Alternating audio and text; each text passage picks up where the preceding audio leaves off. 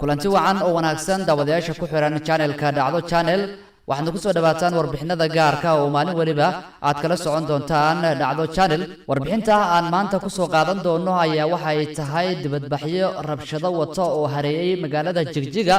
iyo madaxweynaha Cabdi Ilay oo aan la ogeyn halka uu jaani cirib dhigay mar uu ka baxsaday in la soo weeraro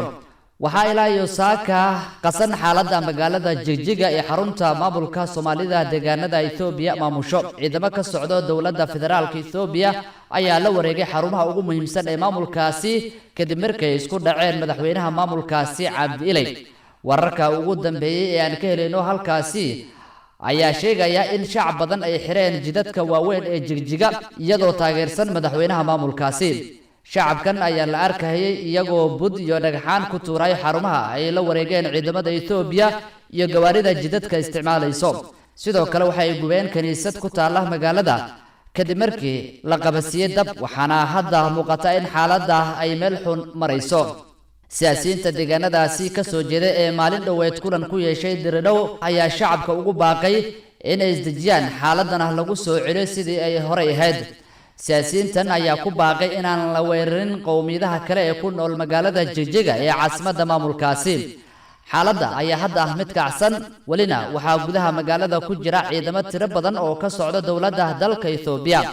xiisadan ayaa bilaabatay markii ay isfahmi waayeen dawladda Itoobiya iyo madaxweynaha maamulkaasi waxayna Itoobiya doonaysaa inay xilka ka tuurto Cabdi Ilay ayaa garab weyn ka helaya ciidamada Liu Police ee maamulkaasi leedahay waxaana xaafadaha qaar ee magaaladaasi laga maqlayo risaas goosgoos ah taageerayaasha madaxweynaha dawladda deegaanka Soomaalida Itoobiya Cabdi Maxamuud Cumar Cabdi Ilay ayaa isku soo baxay wadooyinka iyagoo dhigahayo dibadbaxyo rabshado wato iga soo horjeedaan arrintaasi waxaana wadooyinka lagu gubahayaa tayro waxaana isla markiiba qiiq iyo uuro cirka isku shareeray waxaana la soo sheegay inay jiraan bililiqo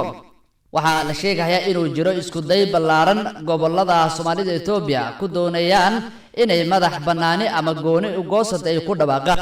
waxaana la sheegayaa daabadayaal inuu jiro isku day baarlamaan goboleedka Soomaalida Itoobiya ku doonayso inay madax banaani ama gooni goosad ay ku dhawaaqaan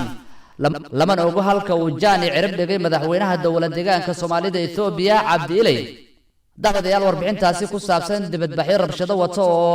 hareeyay magaalada Jigjiga iyo madaxweynaha Cabdi Ilay oo aan la ogeyn halka uu jaani cirib dhigay intaasi ayaan ku soo afmeerayaa daawadayaasha ku cusub channelkani waxaan ka codsanaynaa inay subscribe gareeyaan like share si aad markaasi muuqaalada iyo wararka ugu dambe ee dunida aan u soo gelino si fudud markaasi ay nagu soo gaaraan